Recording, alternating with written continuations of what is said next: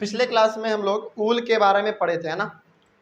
ऊल के बारे में जब हम लोग पढ़ रहे थे तो हम लोग ये भी जाने थे कि गोट का अलग अलग वैरायटी हो सकता है, अलग अलग गोट हमको देखने को मिल सकता है। फॉर एग्जांपल एक नॉर्मल गोट होता है और एक अंगूरी गोट होता है, ये हम लोग देखे थे, है ना। उसके बाद फिर याक भी अलग अलग वैरायटी का हो सकता है, उसके बाद फिर सीप भी अलग अलग वैरायटी का हो सकता है। आज हम लोग सीखेंगे कि उस गॉट, कैमल या फिर याक, इन सभी चीज़ों से हम लोग किस प्रकार से ऊल को निकालेंगे और उससे किस प्रकार से धागा में कन्वर्ट करेंगे और फिर उससे कैसे कपड़ा बनाएंगे, ये आज हम लोग सीखने वाले हैं, ठीक ना। तो हम लोग कल ये जाने थे कि चाहे वो गॉट हो, चाहे वो कैमल हो, चाहे वो याक हो, चाहे वो सीप हो, ये सारा कुछ क्या करता है, ऊल को प्रोड्यूस करता है अपने हेयर के रूप में। उसके बाल को हम लोग लेते हैं, सेव करके लेते हैं और फिर उससे हम लोग अपना कपड़ा बनाते हैं। ये हम लोग कल जाने थे। लेकिन प्रोसेस क्या है, किस प्रकार से उसके बाल को हम लोग निकालेंगे, है ना, किस प्रकार से उसे हम लोग पालेंगे, किस प्रकार से उसके बाल से हम लोग ऊल बनाएंगे, फिर ऊल से धागा में कन्वर्ट करेंगे, फिर धागा से कपड़े को बनाएंगे। ये सारा का सारा प्रोसेस हमारा इसमें आज देखने वाले हैं। तो सबसे पहला जो टॉपिक है इसमें हम लोग मेनली ये सीखने जा रहे हैं, from fibres to wool. From fibres to wool यानी कि फाइबर से हमारा किस प्रकार ऊल बनेगा वो हम लोग आज सीखने जा रहे हैं, ठीक ना। चलो, सबसे पहला हमारा जो टॉपिक है वो है breeding, sorry rearing and breeding of सीप। देखो यहाँ पे हम लोग एक कॉमन एग्जांपल ले रहे हैं सीप का, और जो प्रोसेस हम लोग यहाँ पे पढ़ेंगे ना वो प्रोसेस हमारा गॉड के साथ भी होगा, याक के साथ भी होगा। बस हम लोग एक किसी खास जानवर का एग्जांपल ले लिए यहाँ पे, उसी तरीके से हमारा सब होगा, ठीक ना। जो प्रोसेस इसमें लगेगा वही प्रोसेस सभी में लगेगा, ठीक है।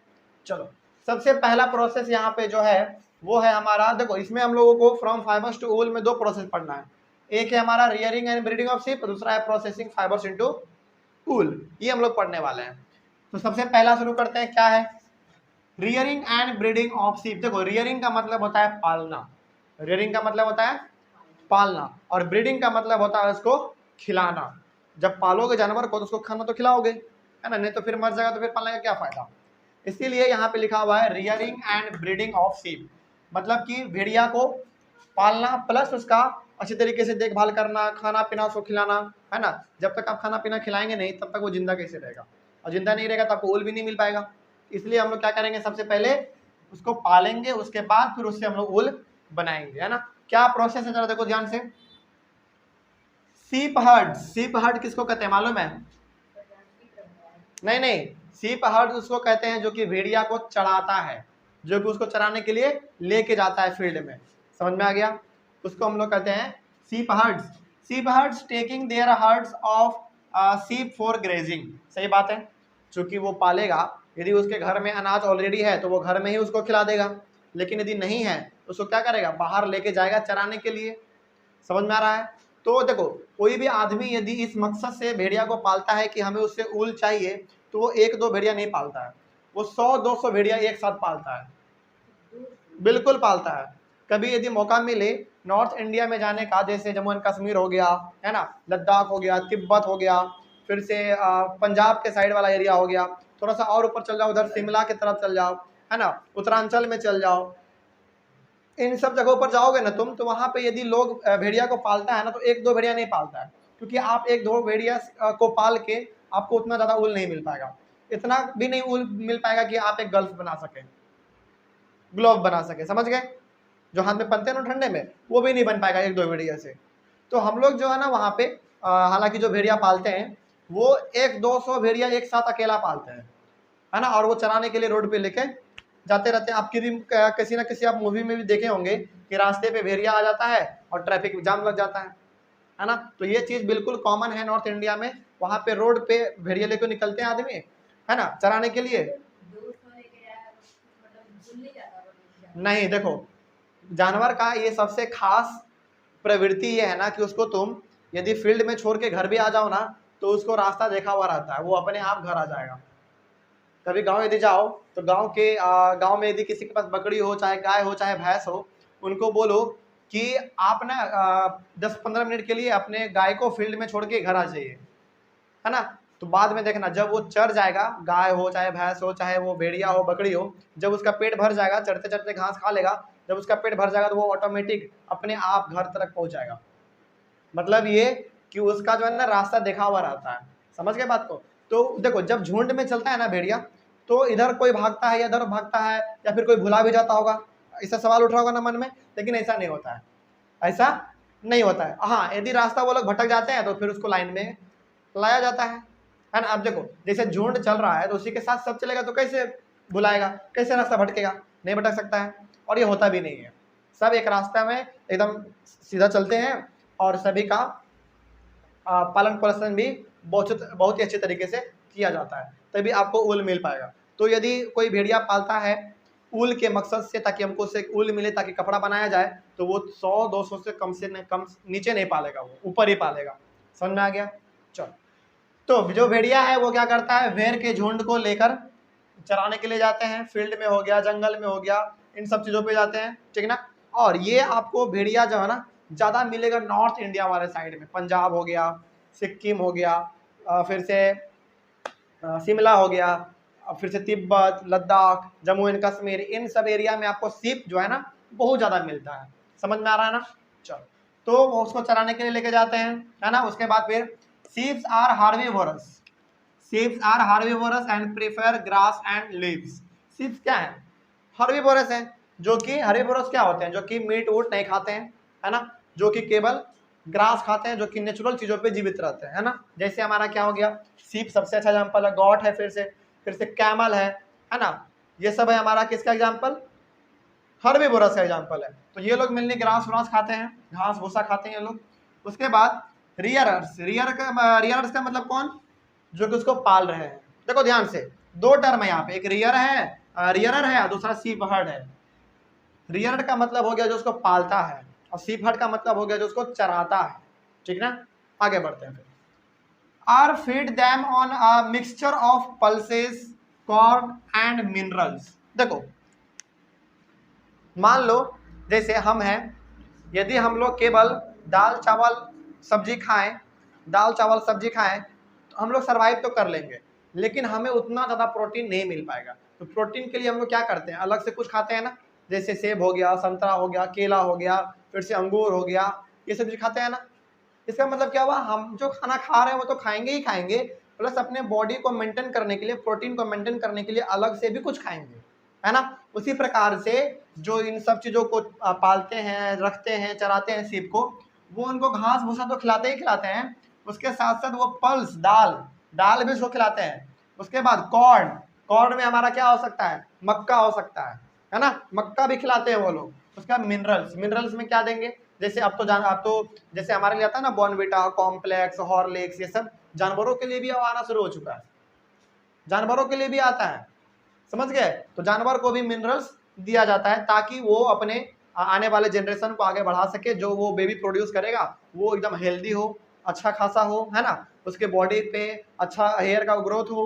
इस चीज़ों के लिए ये सब चीज़ इसको खिलाते हैं। मतलब ये कह सकते हो कि उसका जो पालन पोषण है ना बहुत ही अच्छी तरीके से किया जाता है। जैसे जो चीज़ हमारे घर में खाने के लिए नहीं मिलता है वो चीज़ इनको मिलता होगा, क्यों? क्योंकि इनसे उनका घर चल रहा है ना। जब इनको नहीं खिलाएंगे तो फिर उनका घर कैसे चलेगा, ऊल मिलेगा नहीं, और ऊल नहीं मिलेगा तो फिर वो जिंदा नहीं रह पाएंगे। खाना कहाँ से खाएंगे, खाना उनको कहाँ से आएगा, ऊल को बेचकर जो पैसा आएगा उसी से खाना पीना खाएंगे ना वो। तो इन पे ना वो लोग खास ध्यान देते हैं, ज़्यादा विशेष ध्यान देते हैं ना। जैसे एक नॉर्मल ह्यूमन के बच्चे को ट्रीट किया जाता है ना, एकदम उसी प्रकार से इनको भी ट्रीट किया जाता है। इनको समय समय पर नहलाना, समय समय पर खाना खिलाना, समय समय पर चराना, है ना, ठंडे के समय में अलग रूम में रखना, गर्मी के समय में अलग जगह पे रखना, हर एक चीज़ों का सुविधा इन लोगों को दिया जाता है, ठीक ना। आगे, इन विंटर, जाड़े के समय में सीप आर केप्ट इंडोर्स। इंडोर्स का मतलब घर के अंदर रखेगा। अब हाँ, घर के अंदर इसका मतलब ये नहीं कि बेड में रख देगा, बेड के रूम में। इसका मतलब ये होगा कि भेड़िया के लिए एक अलग रूम बनाया जाता होगा जहाँ पे कि गर्माहट का माहौल हो, है ना, ताकि उनको उतना ज़्यादा ठंडा लगने का कहीं से भी संभावना ना रहे, है ना। तो ठंडे के समय में चाहे गर्मी के समय में जो भी समय हो, इनको पूरी तरीके से प्रोटेक्ट करके रखा जाता है, ठीक है। आगे बढ़ते हैं, फिर क्या लिखा हुआ है, once they reared, sheep have developed a thick growth of hair is saved off for getting wool।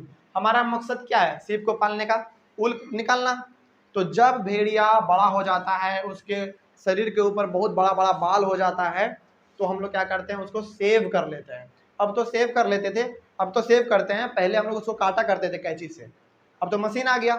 तो कैंची से काटने में ना बहुत टाइम लगता है ना। लेकिन यदि आप सेविंग मशीन आ गया है, तो उससे आप क्या कर सकते हैं, इजीली सेव कर सकते हैं, उससे आपका टाइम भी बच जाएगा और अच्छी तरीके से सेव भी हो जाएगा, है ना।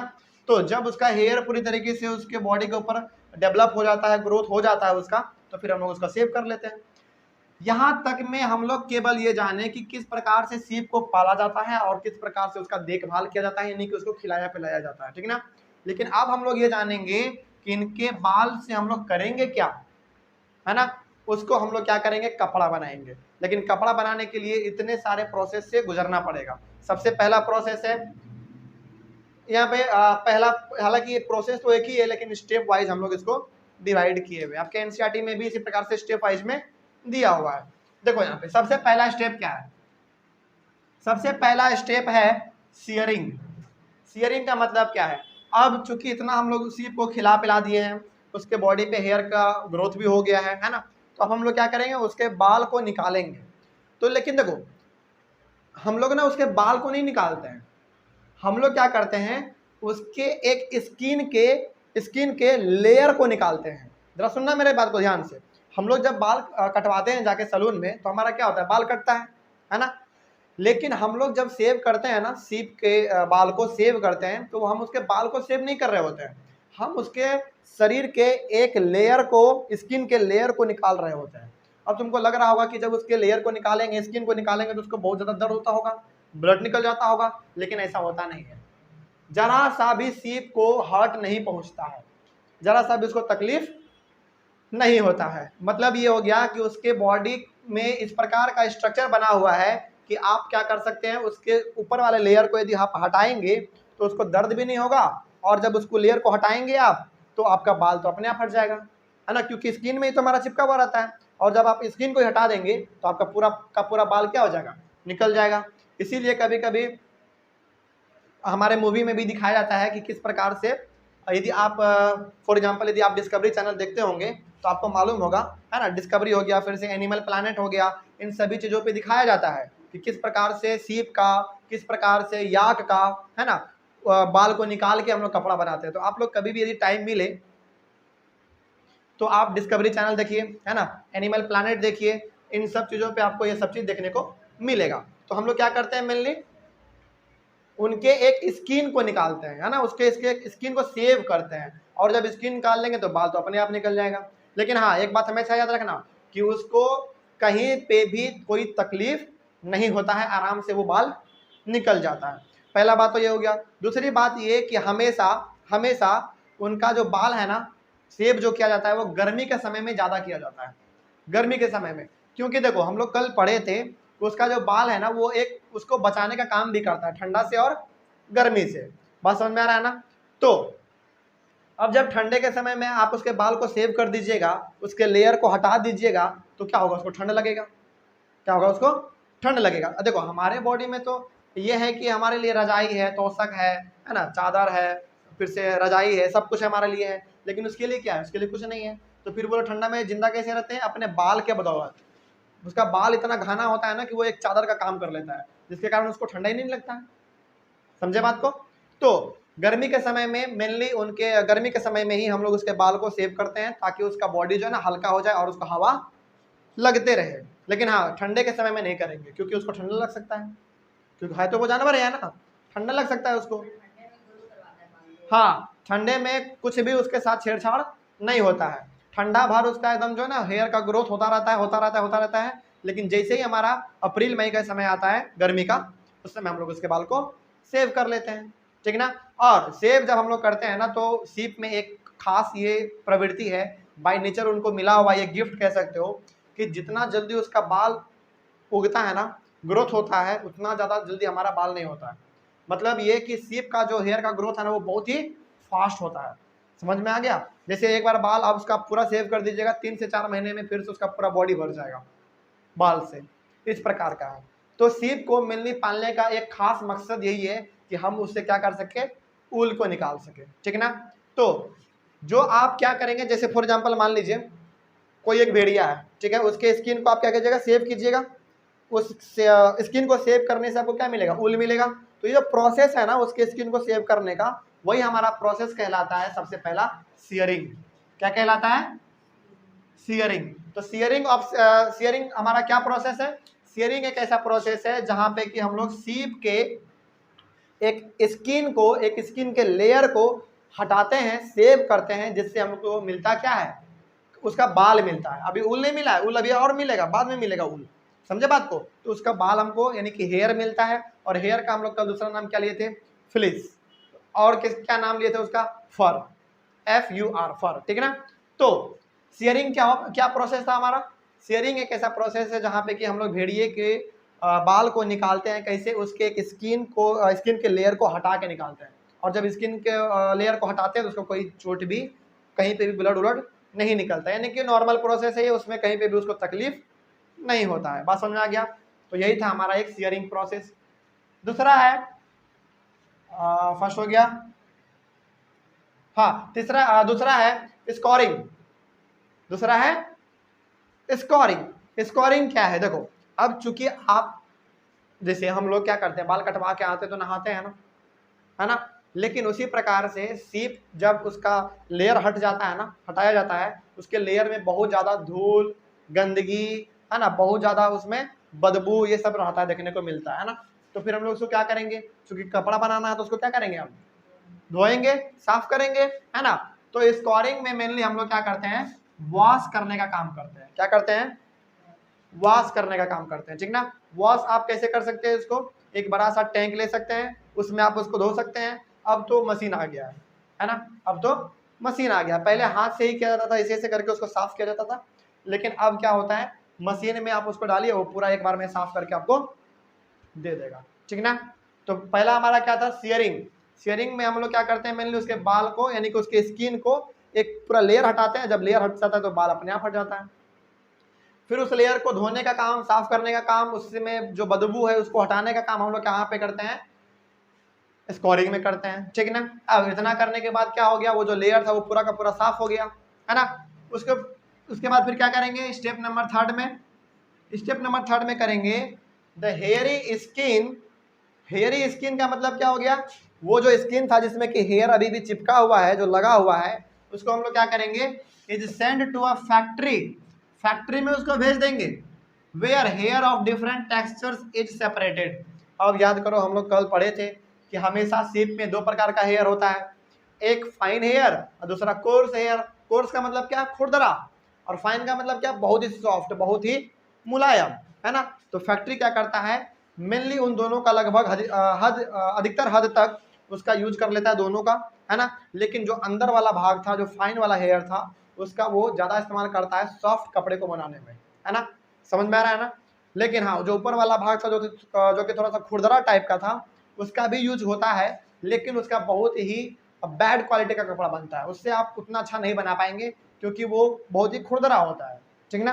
तो यहाँ पे क्या होगा, उसको फैक्ट्री में भेजा जाएगा। फैक्ट्री में क्या करेगा, वहाँ पे मशीन से उसको कोर्स वाला हेयर अलग किया जाएगा, फाइन वाला हेयर अलग किया जाएगा, ठीक है ना। उसके बाद फिर क्या है, द स्मॉल फ्लफी फाइबर्स। देखो यहाँ पे फ्लफी फाइबर्स, इसका मतलब क्या हुआ, इसका मतलब ये हो गया कि जब हम लोग उसको फैक्ट्री में बाल निकालेंगे ना, उसका स्किन में से बाल को हम लोग जब निकालेंगे मशीन से, तो आपको क्या मिलेगा, रुई जैसा मिलेगा। जब उसके बाल को आप बार बार हटाएंगे मशीन में डाल के, तो क्या मिलेगा आपको, रुई जैसा कुछ बाल देखने को मिलेगा, हेयर देखने को मिलेगा, जो कि बहुत ही मुलायम रहेगा, सॉफ्ट रहेगा, है ना। समझ में आ रहा है ना। तो उसी को हम लोग कह देते हैं फ्लफी फाइबर्स। फ्लफी का मतलब क्या होता है, फुला हुआ, है ना। और चूंकि वो बाल है तो बिल्कुल ऑब्वियस सी बात है, इतना साफ किए हैं आप उसको, है ना, इतना धोए हैं तो वो चमकेगा, साफ होगा, उसमें से खुशबू अच्छा आएगा। समझ में आ रहा है ना। तो फ्लफी फाइबर्स में क्या होगा, फ्लफी फाइबर्स किसको कहेंगे, उसको हटाने के बाद जो हमारे पास एक सॉफ्ट हेयर आएगा, वो हमारा हो गया फ्लफी फाइबर्स। उसके बाद कॉल्ड बर्स, इसी को हम लोग कहते हैं बर्स, ठीक है। वही फाइबर जो कि बहुत एकदम साफ रहेगा, मुलायम रहेगा, बहुत ही सॉफ्ट लगेगा देखने में, उसी को हम लोग कहते हैं बर्स, ठीक है। उसके बाद are picked out from the hair, उसको हेयर में से निकाल लिया जाएगा, अलग कर दिया जाएगा, है ना। फाइन हेयर अलग, कोर्स हेयर अलग, दोनों अलग अलग हो जाएगा। उसके बाद this is the wool ready to be drawn into fibres. अब जो आपके पास आया है वो एक पूरा का पूरा ऊल है जिससे कि आप क्या कर सकते हैं, फाइबर फाइबर को आप बना सकते हैं। समझ में आ रहा है क्या कह रहे हैं? इतना करने के बाद वो क्या हो गया, बिल्कुल का बिल्कुल वो प्योर हो गया, बहुत ही साफ सुथरा हो गया। उससे अब आप क्या कर सकते हैं, फाइबर बना सकते हैं। अब याद करो ये फाइबर हमारा क्या था, फाइबर क्या था, जो एक गोल जैसा होता है ना, गोल जैसा होता है, वो अभी धागा का रूप नहीं लिया रहता है, वो धागा के पहले का प्रोसेस है ना। उसके बाद उसमें स्पिनिंग होगा, फिर वो धागा बनेगा, है ना, फिर वीविंग होगा, फिर नीटिंग होगा, तब जाके हमारा कपड़ा बनेगा। तो अब यहाँ पे इतना कुछ करने के बाद वो पूरा का पूरा रेडी हो चुका है, किस रूप में ढलने के लिए, कपड़े के रूप में ढलने के लिए पूरा का पूरा वो रेडी हो चुका है, ठीक है ना। अब उसके बाद क्या होगा, the fibres can be died in various colours. अब उस फाइबर को क्या करेंगे, अलग अलग कलर में उसको रंगेंगे, तभी तो आपको मार्केट में हर एक कलर का कपड़ा देखने को मिलता है ना। तो उसके फाइबर को हम लोग अलग अलग कलर में रंग देंगे, ठीक है ना। कलर में रंगने के बाद क्या करेंगे, the fibres are combed. Combed मतलब कंघी मारना। कंघी कैसे क्यों मारेंगे जरा बताओ तो, ताकि उसमें जो फंसा हुआ हो फाइबर आपस में वो साफ हो जाए, है ना, वो क्लियर हो जाए, बिल्कुल वो सॉफ्ट दिखने में लगे। कॉम्ड करेंगे, उसमें कंघी का काम करेंगे हम लोग। उसके बाद फिर रोल्ड इनटू यार्ड। यार्न में हम लोग उसको रोल करेंगे। याद करो अब यार्न क्या था हमारा, धागा था। क्या था, धागा था। वो जो रील में आता है ना, धागा रील में आता है, उसी को हम लोग कहते हैं यार्न। समझ में आ गया। तो अब क्या करेंगे हम लोग, इतना सब कुछ करने के बाद उसको धागा के रूप में लपेटेंगे, और लपेटने के बाद क्या करेंगे, after this the process of making cloth are started. और इसके बाद हम लोग अपने कपड़े को बनाना शुरू कर देंगे। समझ में आ गया ना। सबसे पहले क्या किए, बाल निकाले, बाल निकालने का उसको धोए, धोने का उसको फैक्ट्री में भेज दिए। फैक्ट्री में जाने के बाद उसमें से फाइन हेयर अलग किया गया, कोर्स हेयर अलग किया गया, दोनों हेयर अलग कर दिया गया। और जो हमारे पास जो सॉफ्ट आया, जो सॉफ्ट फ्लफी हेयर हमारे पास आया, जिससे कि हम लोग फाइबर अपना बनाएंगे, उसी को हम लोग कहते हैं फ्लफी फाइबर्स, उसी को हम लोग कहते हैं बर्स, ठीक है ना। उतना करने के बाद अब वो इतना साफ सुथरा हो चुका है कि हम उसको ऊल कह सकते हैं, फाइबर कह सकते हैं, ठीक है ना। समझ में आ रहा है ना। तो हम उसको क्या कर सकते हैं, फाइबर कर सकते हैं। और इस फाइबर को स्टेप नंबर 5 में हम लोग क्या करेंगे, अलग अलग कलर से रख देंगे। कलर से रखने के बाद उसको क्या करेंगे, कंघा से हम लोग क्या करेंगे, उसको अलग करेंगे। जो भी सट गया होगा आपस में उसको हम लोग अलग करेंगे। बात समझ में आ रहा है। अलग करने के बाद क्या होगा, वो पूरा का पूरा फ्रेश, पूरा का पूरा साफ सुथरा दिखने में लगेगा, एक अच्छा कलर दिखने में लगेगा। उसके बाद फिर हम लोग उसको क्या करेंगे, धागा के रूप में स्पिनिंग करके, मशीन से स्पिनिंग करेंगे। अब तो मशीन से आ गया, मशीन से स्पिन करके हम लोग उसको रील में कन्वर्ट कर लेंगे। कन्वर्ट करने के बाद फिर हमारा उसको हम लोग अपने, दो प्रोसेस है हमारे पास कपड़ा बनाने का, पहला वीविंग, दूसरा नीटिंग। जिस प्रोसेस से आपको बनाना हो आप उससे बना लीजिए कपड़ा। समझ में आ गया ना। तो ये था हमारा पूरा का पूरा ऊल के बारे में। और यहीं पे हमारा ऊल का जो टॉपिक था वो खत्म होता है। नेक्स्ट क्लास में हम लोग अपना पढ़ेंगे सिल्क के बारे में, ठीक ना। तो सिल्क के बारे में पहले हम जानेंगे कि आखिर सिल्क होता क्या है, सिल्क हमको मिलेगा कहाँ से। फिर ये पढ़ेंगे कि आखिर सिल्क हम लोग किस प्रकार से ऑब्टेन करेंगे, किस प्रकार से सिल्क हम लोगों को मिलेगा, ये पढ़ेंगे। और उसके बाद फिर हम लोग ये भी पढ़ेंगे कि सिल्क किस प्रकार से कपड़ा बनाने में मदद आता है, ठीक ना। कहीं पे भी कोई डाउट, कहीं पे कोई दिक्कत नहीं। तो ये हमारा पूरा का पूरा ऊल के बारे में था। इसके बाद आने वाले क्लास में हम लोग सिल्क के बारे में पढ़ेंगे, और सिल्क में भी हम लोग वही प्रकार से पढ़ेंगे, उसी प्रकार से। पहले सिल्क के बारे में जानेंगे आखिर क्या है, कहाँ से मिलता है हमको। उसके बाद फिर उसके प्रोसेस के बारे में पढ़ेंगे कि आखिर हम लोग सिल्क से कपड़ा किस प्रकार बना सकते हैं, ठीक ना। अब कपड़ा बोले या फैब्रिक बोले, बात तो सेम है। फाइबर नहीं, फैब्रिक, दोनों चीज़ क्या है, सेम है। ये हम लोग अपने पहले क्लास में जान चुके हैं, ठीक ना। कहीं पे कोई डाउट नहीं है ना। चलो आज का क्लास यहीं पे हम लोग ओवर करेंगे, और नेक्स्ट क्लास में हम लोग सिल्क के बारे में पढ़ेंगे। तब तक के लिए यहीं पे क्लास ओवर करते हैं। Thank you very much.